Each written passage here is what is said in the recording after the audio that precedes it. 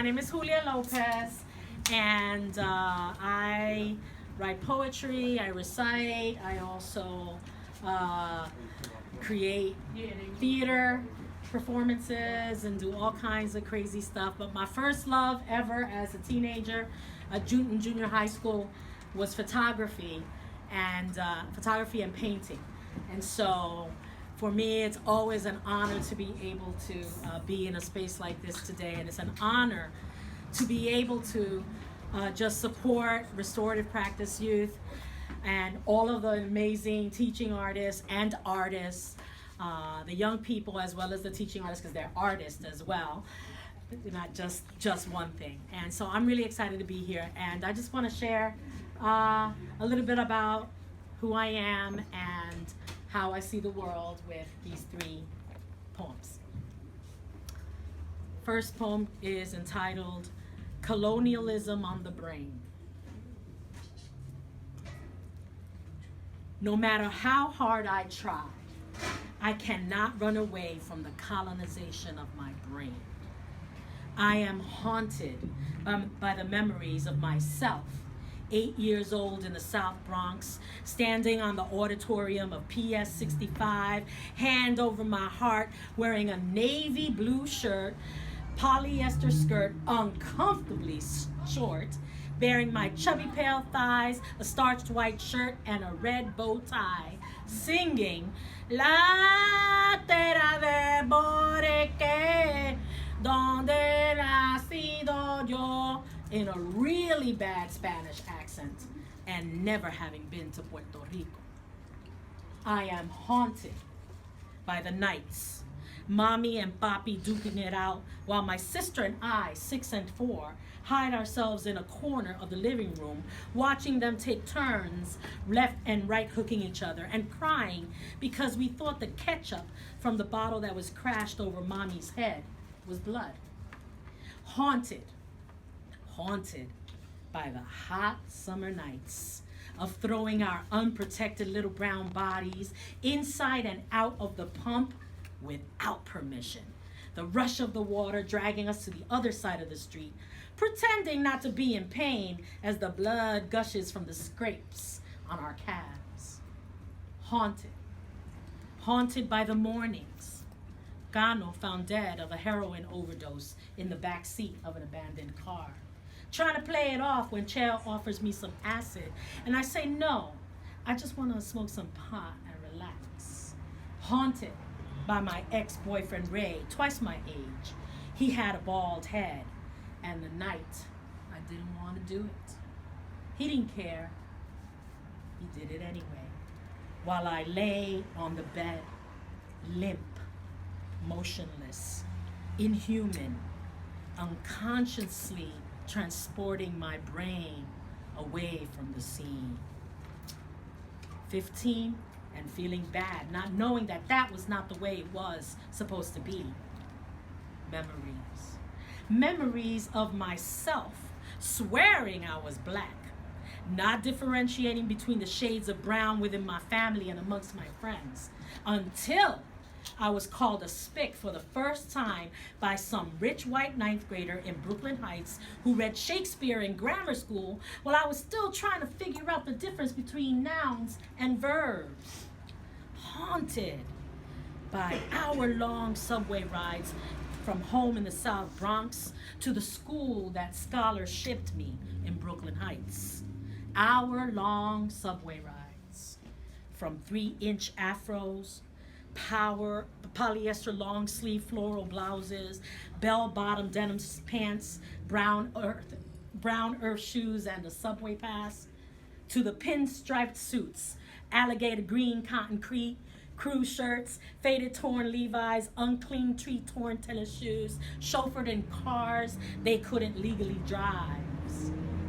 Hour-long subway rides, furiously questioning where I lived and why my mom spoke Spanish and why my father drank too much and why my sister danced salsa and had a boyfriend whose family business was stealing cars, and why my best friend lost her virginity at 12 years old, and why I ate rice and beans, hour-long subway rides, sitting limp, motionless, unconsciously transporting my brain away from the scene, haunted by the memories of myself and when I learned to hate. These haunted memories, they are the unwanted weeds of my unwanted colonization. Their roots infect every aspect of my brain, overpopulated with thoughts of violence, make-believe gold, animals passing for human beings, hate disguised as love. Memories along the Puerto Rican flags dancing around my head, and all the spirits of my ancestors talking to me. I'm finally listening.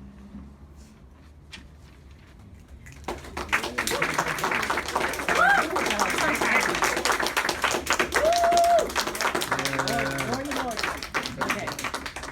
Sorry, guys. Okay. Palabraword.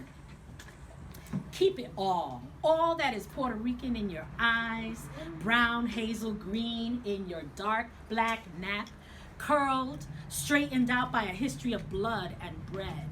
Beat the land forces that say, all this is not your own.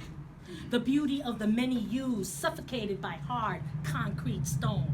Gray sky, white snow, hard stairs, garbage and bullets, poison spewing out in foreign tongues. Lips, mouth, tongues. Yes, those blue eyes that are not ours don't understand our gazes, our sleight of hand, our heavy steps, our language of love and sound of here and there, mushed together by consequence. Those forces attempt to tear us apart. Africa, 15 caciques, and Pedro bring us back. Bring us together again. Our hips, lips, blacks and reds, sun-skin white, our pasión for centuries of living, and Huracán protects us from the blinding gusts, and Maria becomes Caridad, Santa Bárbara becomes Lolita, becomes Julia, becomes Albizu, becomes you, children of the gods and goddesses. Play with amor, corazón, in your hearts, bellies, dyed hair, fingernails. Bounce the ball of all our dreams, living themselves out in your fingertips, brushstrokes, pencil, ink, spray. Words once trapped, now liberated, slide out from the quiet strokes of your overpriced design markers. Strokes that bring us a flag which caresses our souls and sometimes smothers. Strokes that spit out your lament, begging for truths and questions of who am I? Who am I if I am not the son, daughter of the land that gave birth to my mother and father? I don't want to be a thing belonging to the dust of this hatred around me. Who am I if I am not the daughter, not the son of the language of love, y baile, y pasión, y palabraword, that holds true meaning?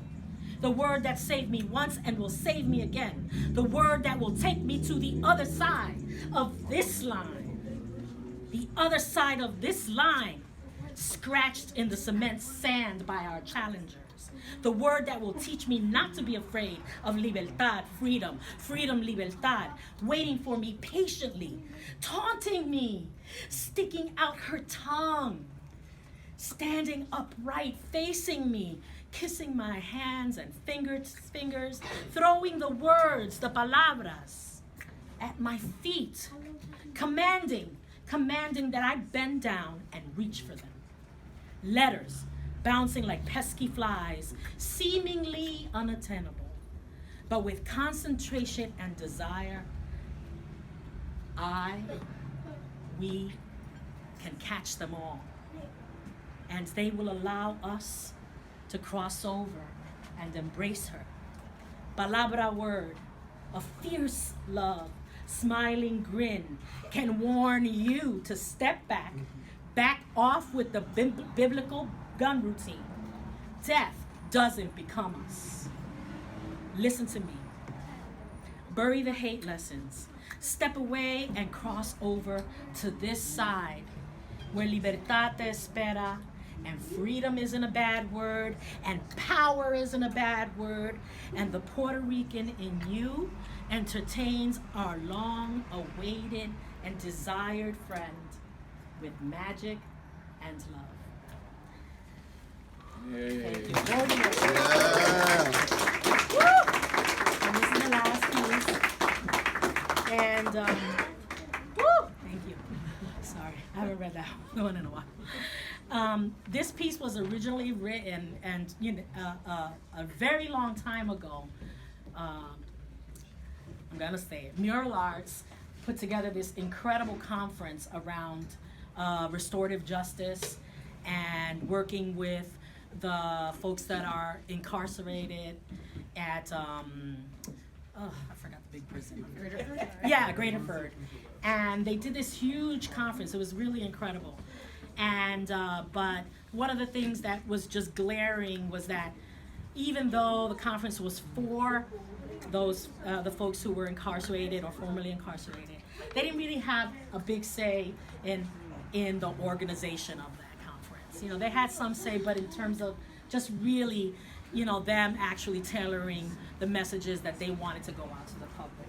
And so while I was there, I wrote this piece, and I just want to rededicate it to them and to all of us who are doing this work, because we need to care for ourselves so we can care for others. And then the heavens will open up. The innocents will walk free, unmarked. Your eyes will shine like when you were a boy, like when you were a girl. And then there will be no more lies or liars. The truth will run free. The truth will slide out from your mouth, your lips, your heart. The truth will hold your hand and kiss your cheek. And then there will be only the sweet taste of sunshine and life and love all around. And then when I say I love you, you will know that it means I love you. And I will hold you in my thoughts, in my heart, under my skin, in my soul, in my prayers. And then there will be no need for prayers, because the love will be enough. There will be enough love for all of us. And then there will be no need to put a face to God, because we will see God in every face. Your smile will be pure joy with no trace of fear, despair, longing. And then I will hold your hand, walk with you to the other side, dance and sing and skip and fall and get up and play and build and create and work and read and recite and paint and write and love and love and love and sit and swing and listen and stroke and pluck and hear the music of your brush, the music of your bows, your keys, your pen, and love and love and love. And then your voice, your face will come out of hiding, and there will be many gifts and only the memory of pain. Every touch will be full of tenderness. Every smile will be worthwhile. And then that one day, I will look into your eyes. I will look into your eyes, see truth, see you, see tomorrow, see you running, walking, standing, free. Thank you.